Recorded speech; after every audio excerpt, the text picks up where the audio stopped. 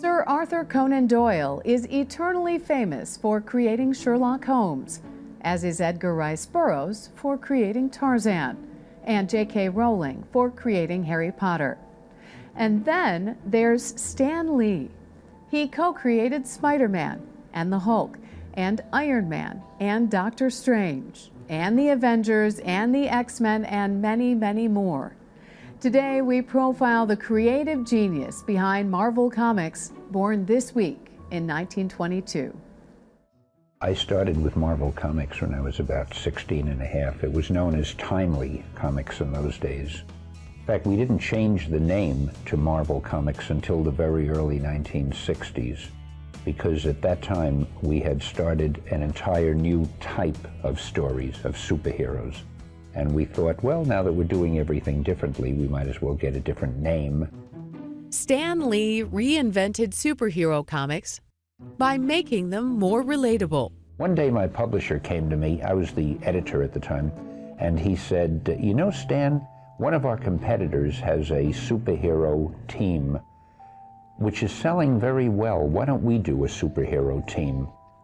I figured, okay, but I had been in comics so long doing the same old thing, I didn't want to continue doing the same old thing, and I figured, well, if we do a superhero team, maybe we can do it differently.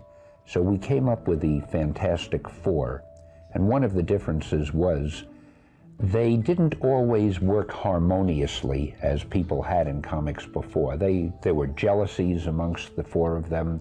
One of them wanted to quit because he wasn't getting paid enough. Another one thought the other was grabbing all the headlines and all the glory. One of the members of the team was actually engaged to the girl, to the heroine, the female member, which hadn't happened in comics before, and they even got married in a future issue. And we tried to make it as realistic as possible. The Fantastic Four was a sales smash, so Lee went on to create a whole universe of equally complex heroes.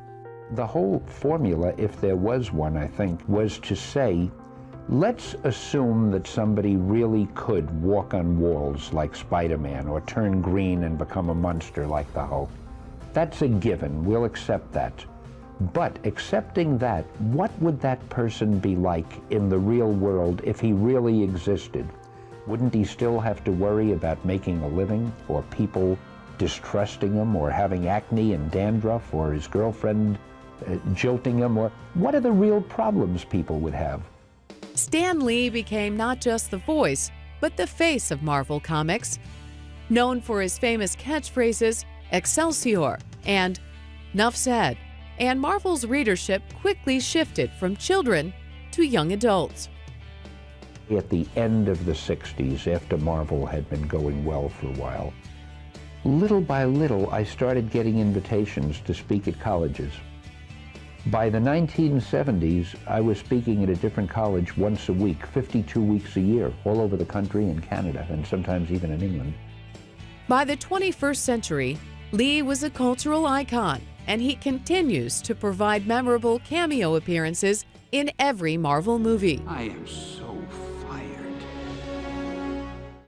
I feel guilty getting paid for what I do because, as you can imagine, working with comic strip characters, working with artists, with writers, with people in movies, being able to use your imagination and see the things you think of actually come to life in various ways, what could be more gratifying?